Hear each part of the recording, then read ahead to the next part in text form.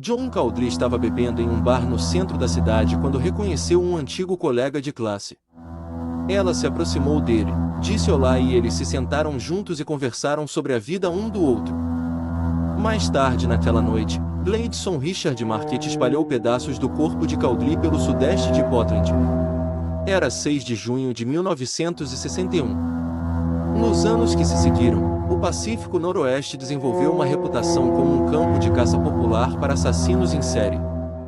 Assassinos horríveis que vasculharam o Oregon na segunda metade do século XX incluíam Ted Bundy e Jerry Brudos, Randy Woodfield e Dayton Leroy Rogers. Marquette era tão brutal e implacável quanto qualquer um daqueles notórios assassinos. Mas sua história se destaca da deles em um aspecto fundamental. Após sua prisão e condenação, ele teria a oportunidade de matar novamente. O assassinato de Cowdery, uma jovem de 24 anos, casada e mãe de 2 filhos, aterrorizou e deixou os habitantes de Portland em pânico naquele verão de 1961, e por um bom motivo. Uma semana depois de ela ter desaparecido, a polícia encontrou uma caixa de papelão contendo 2 de seus dedos, vários órgãos internos e um pedaço de seu abdômen. A caixa estava encostada na porta de uma garagem na Alder Street. Outras partes do cadáver grosseiramente massacrado já haviam sido descobertas embrulhadas em jornais perto da Southeast 15th Avenue e York Street. Ainda mais estavam em uma mochila na geladeira da casa de Gleidson Marquette. Gleidson passou 3 semanas pedindo carona e pegando ônibus pelo oeste dos Estados Unidos e pelo México. O FBI finalmente o localizou em um ferro velho em Santa Maria, Califórnia, onde ele conseguiu trabalho fazendo biscates. Parados em frente ao prédio principal da propriedade, os agentes persuadiram Marquette a sair, se passando por clientes interessados em comprar um dos vários colchões empilhados no quintal. "Você é Gleidson Marquette?" O agente principal gritou quando o suspeito apareceu. "Oh!" Ele disse calmamente, levando a mão à testa para bloquear o brilho do sol. "Sim, eu estou." Enquanto os Gêmeos levavam seu homem para a prisão do condado de Santa Bárbara, os policiais de Portland estavam entrando no rio Willamette em busca da cabeça ainda desaparecida de Cowdery. Eles não encontraram. Gleidson logo admitiria ter estrangulado Cowdery e depois levado-a para o chuveiro para cortar o corpo. Ele disse que não poderia dar nenhum motivo lógico para suas ações, informou o The Oregonian. Ele disse que estava bêbado e não se lembra. Durante seu julgamento em dezembro, o jovem de 26 anos que abandonou o ensino médio e veterano do exército testemunhou que gostava de sair para as favelas nos bares, e foi assim que encontrou Cowdery. Ele disse que poderia beber 3/4 de uma caixa de cerveja e ainda andar. Ele e Cowdery aparentemente beberam muito durante a noite juntos e caminharam, Cowdery cambaleando em saltos altos, de um bar a outro e atravessando a ponte ao Torne. "Tínhamos que ter cuidado para que ela não pisasse naquelas rachaduras da ponte", lembrou. Gleidson logo admitiria ter estrangulado Cowdery e depois levado-a para o chuveiro para cortar o corpo.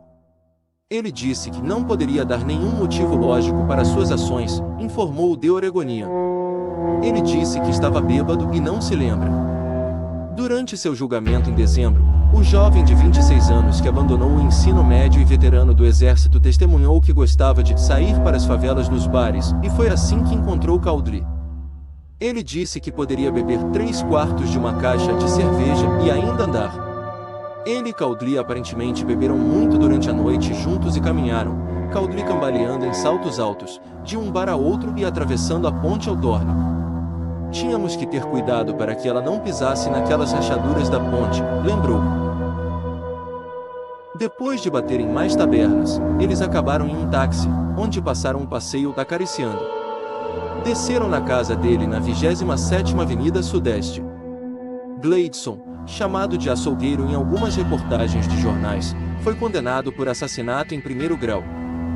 Com um psiquiatra testemunhando que ele estava seriamente perturbado emocionalmente, o assassino de John Cowdery recebeu uma sentença de prisão perpétua. Ele desembarcou na penitenciária do estado de Oregon. Ele parece ter se adaptado bem à vida na prisão, evitando problemas. Ele seguia as regras, guardava para si mesmo. E assim, em 1974, Depois que ele foi descrito como um prisioneiro modelo, o estado de Oregon libertou Gleidson Richard Marquette em liberdade condicional. Ele estava atrás das grades há 12 anos.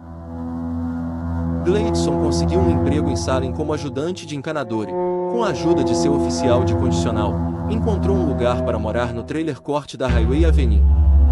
A dona do estacionamento de trailers disse mais tarde que sempre sentiu que ele era uma pessoa perturbada. Às vezes, pior do que outras. Às vezes, ele nem me respondia, como se estivesse em outro mundo. Outras vezes, ele falava muito. O contador da empresa de encanamento onde ele trabalhava disse, quando ele falava, falava como uma criança. Em abril de 1975, 27 meses depois de deixar a prisão, Gleidson estrangulou Betty Lucille Wilson, de 35 anos, e esquartejou seu corpo, assim como havia feito com Caldry. Ele a largou em um pântano do rio Willamette.